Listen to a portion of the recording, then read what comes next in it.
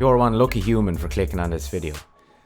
I have here 8 tips that I think will help any fragrance collector at any level. There's definitely some sort of a tip or hack, whatever you like to call it, that will help you here if you're a fragrance collector and if you're collecting fragrances, wearing fragrances all the time. If you're an enthusiast like myself, maybe you're just starting out and you need some tips, maybe you need some general guidelines as to how to approach it and learn from mistakes of people like me, who has made every mistake under the sun and always learns the hard way. But hope you're all keeping well, guys. Hope you're all keeping safe and staying inside and enjoying your time in isolation. Give us a like on the video, guys, I'd really appreciate it. Thanks so much for the support, and if you're new to the channel, hit the subscribe button and join the SI fam, the Best Fragrance family on YouTube. You can believe that. Anyway, so we're going to get into the list. These first 4 hacks relate to buying fragrance and how you should approach particular situations when buying fragrance. Then there's 4 more which are different types of hacks / tips. I'm going to have some examples for you based on my own experience where I made a mistake in some of these tips. Stick around. Number 1 is probably the most important, but they're all important in their own way depending on what you're looking for tips on. Anyways, let's get into it. My first tip relates to testing fragrance.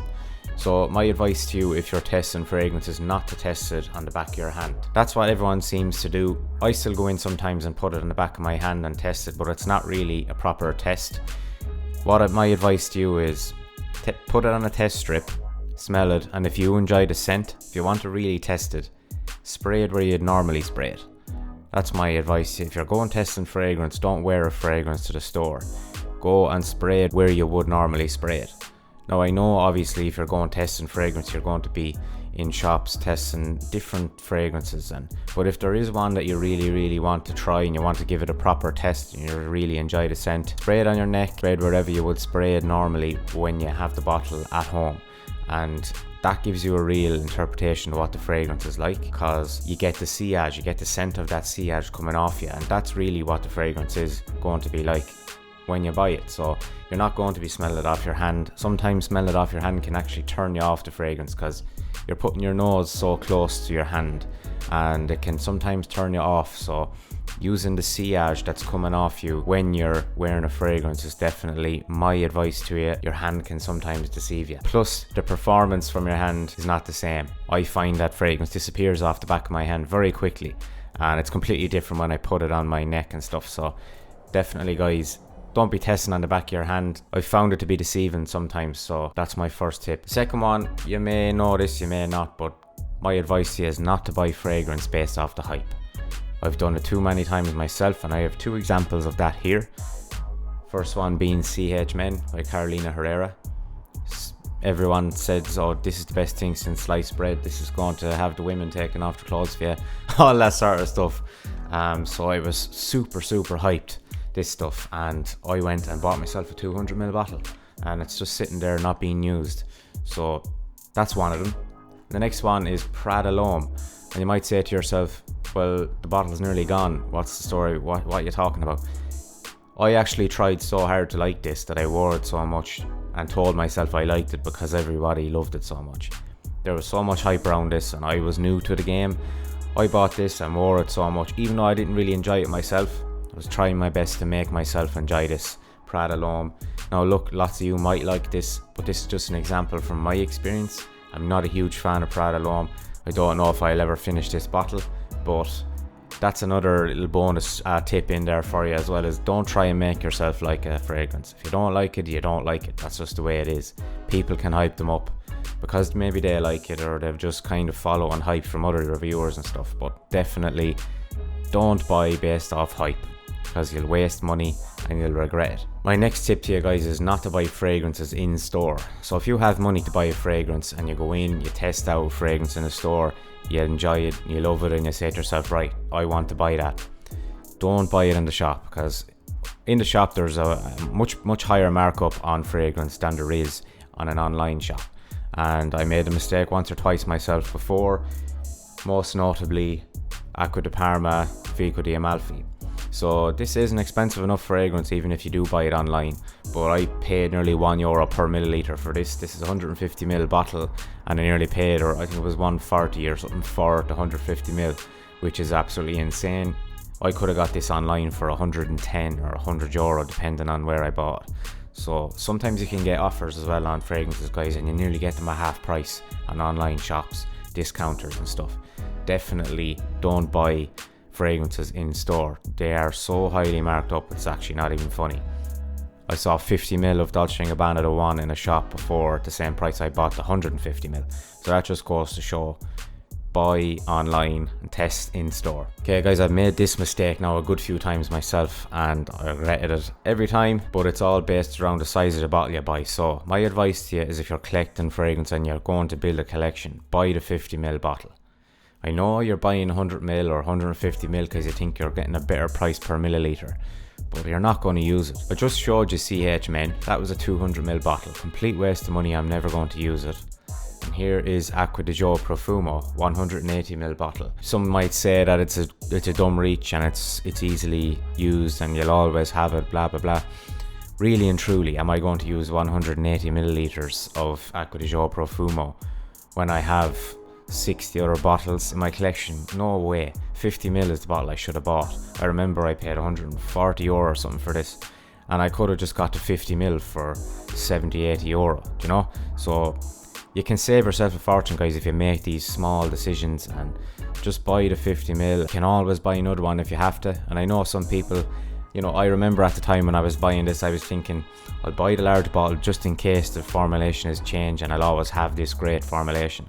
But guys, Acqua di Gio Profumo is not the nicest fragrance in the world or anything. It's only average enough and it's fairly generic. So, you know, think about that. If you're buying a Creed or something, you could buy the larger bottle to save per milliliter. But if you're buying a designer, guys, buy the 50ml bottle. That's my advice. So that's the end of my buying hacks. Now there's a few different ones in relation to different things. So the next one is about spraying fragrance, where you should spray it. And lots of people don't know this when they're starting off, so if you're an intermediate collector or whatever, you probably do know this, but spray on the back of your neck to get a good sillage trail. So if you want people to smell you, if you want to be smelled, if you put 2 sprays on the back of your neck as part of your spraying routine, when you walk around, the fragrance just comes off you like a little trail following you, and it really leaves a scent trail there for people to smell you and for compliments to come if that's what you're looking for. I know lots of people wear fragrance for compliments. Personally, I don't, but I just have a habit now of spraying it on the back of my neck. Obviously, I want people to smell you if you're wearing fragrance, so what's the harm in putting it on the back of your neck? But there's a tip for you guys. If you want to be smelled, you want to get noticed, spray on the back of your neck and a sillage trail will follow you around the place. And people will be asking you what you're wearing. That's obviously depending on if you're an approachable person, and all other different factors come into play here too, but definitely spray on your neck, guys. It's something that a lot of people don't know about. So the next hack I have for you here, guys, is to make sure to keep your fragrances in a cool, dry place to make sure that they stand the test of time. Because sometimes you might have a huge collection and you mightn't have anywhere to put it, and you just keep leaving them in your bathroom, or you keep leaving them up on your dressing table in your bedroom with the sun beaming in and down on top of them. Fragrance isn't going to last like that. You need to keep it either in the boxes at the very least. Keep the boxes and leave them on your dresser if that's what you have to do. But in my advice to you, if at all possible, put them in a drawer, squeeze them in somewhere so they're out of the sunlight. I keep mine in my press there.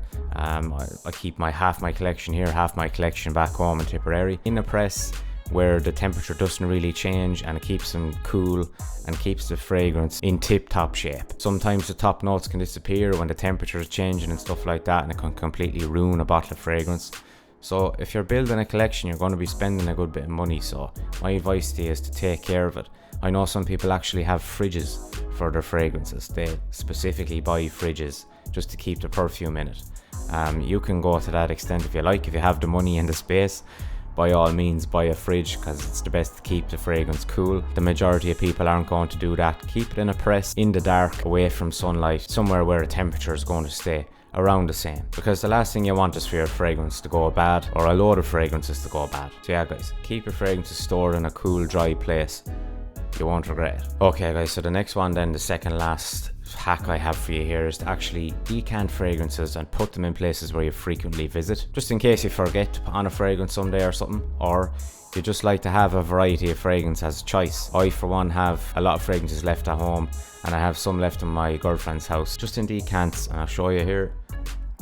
I have little 30ml bottles like this that I put perfume into and put them in different places. Put them in the car, put them in my girlfriend's car. Just have them there. You're not ruining a whole bottle. Now this is 30ml. You could get yourself a 10ml or one of the small little atomizers. Just throw them here and there and have different ones in different places, just in the case of emergency, or if you ever decide, you know what, I just want something new or something different to wear now, and you can have them in different places. But probably the most important one will be to keep it in the car. Keeping a fragrance in the car is handy if you ever need one in an emergency, or I don't know how you can ever have a fragrance emergency, but you know what I'm trying to get at. And making sure it's a cheap one as well. But if you do decant into an atomizer, you can put a more expensive one in there, because it's only going to be 5ml, 10ml, whatever size you want. But I'd highly recommend keeping different fragrances in a few different locations that you might visit frequently, and have the options there for if ever the time comes and you need an option. Alright guys, so the number one tip I have here, and I think the most important here on this list, is to not think that a fragrance is going to do magic for you. Fragrance is only scented water, as some people say. You know, some people talk so highly about fragrances and how good they are, getting compliments, and how many women complimented them and stuff like this, and you really sometimes can get caught up in all that and think to yourself, God, if I put on this, I'm just going to be some sort of god man walking around. All the women are going to be flocking around me and people are going to love me and all this. That's not the way it goes. A fragrance is an accessory. It's like a watch or a chain or something like that. It's an accessory to add to your appearance. So be confident, wear nice clothes, and the fragrance is your cherry on top, really. You know, if you match your outfit with your fragrance, that's the cherry on top, guys, and your personality. The fragrance isn't going to do much for you, but it can help with your personality and all the combination of everything else combined. So just keep that, guys. Stay humble when you're collecting. Don't think that these fragrances are going to do magic tricks for you, because they don't. So guys, that's it for this one anyway. Let me know your tips down in the comment section. I'd love to know if you have any interesting stuff. I'd be interested to hear if you have any hacks or tips relating to collecting fragrance or wearing fragrance, or any type of tips at all. Anyway guys, stay safe, take it handy, God bless.